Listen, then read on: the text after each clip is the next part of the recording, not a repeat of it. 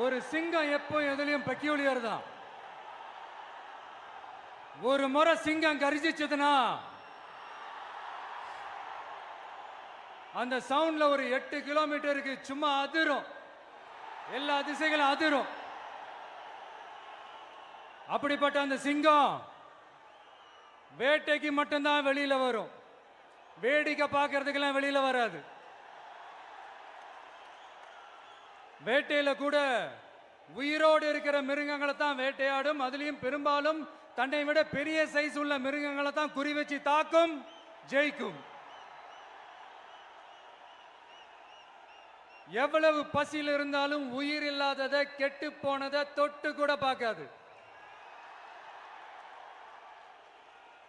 அப்படிப்பட்ட அந்த சிங்கம் அவ்வளவு ஈஸியா எதையும் தொடாது, தொட்டா விடாது. காட்டோட 4 பக்கமும் மார்க்கிங் மை டெரிட்டரின்னு தன்னுடைய பவுண்டரியை தானே வகுக்கும்.